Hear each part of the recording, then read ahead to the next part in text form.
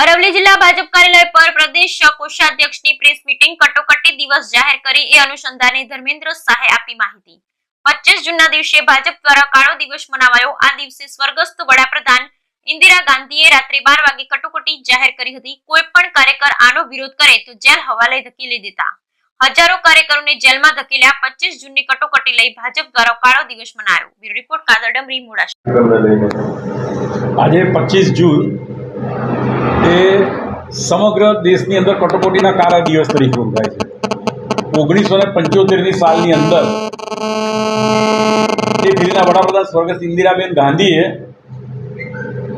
રાષ્ટ્રપતિ જોડે સહી કરાવીને દેશમાં આંતરિક કટોકટીની ઘોષણા રાતના 12 વાગે કરી।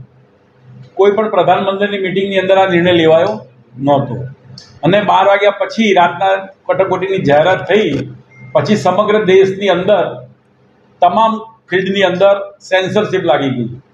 અખબારો હોય, મીડિયા હોય અને દરેક રાષ્ટ્રીય નેતાઓને જેલમાં પૂરી દેવામાં આવ્યા। એ લોકોને કઈ જેલમાં રાખ્યા છે એની પણ કોઈને ખબર નહોતી। કોઈ બી વ્યક્તિ એની સામે અવાજ ઉઠાવે તો સીધો જેલના દાયરામાં દાખલ થઈ જતા હતા। એવી સ્થિતિનું નિર્માણ આઝાદીના ઇતિહાસ પછી પહેલીવાર 1975ની સાલમાં થયું।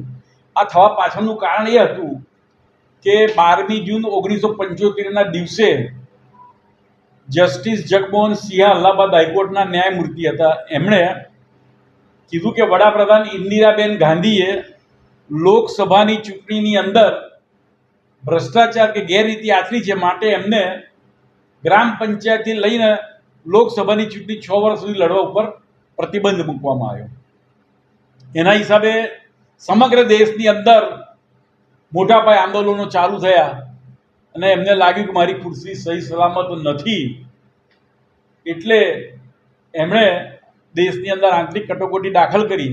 આંતરિક કટોકટી દાખલ કર્યા પછી જે કંઈ અત્યાચારો, જે કંઈ જુલ્મો થયા એ બધા જ અખબારોમાં સેન્સરશિપ હોવાના કારણે પ્રકાશિત થતા નહોતા, પણ લોકોના જુદા જુદા સંગઠનો મારફતે દેશની અંદર લોકશાહી પુનઃસ્થાપિત થાય એના માટે અભિયાન ચલાવવામાં આવેલું હતું ને લગભગ 21મી માર્ચ 1977ના રોજ દેશમાંથી આંતરિક કટોકટી ઉઠાવી લેવામાં આવી અને ત્યાર પછી જે લોકસભાની ચૂંટણી આવી એની અંદર ઇન્દિરાબેન ગાંધીનો કારમો પરાજય થયો કે પહેલીવાર ગુજરાત આખા દેશની અંદર જનતા પક્ષની સરકાર બનીને એમાં મોરારજી દેસાઈ વડાપ્રધાન બન્યા।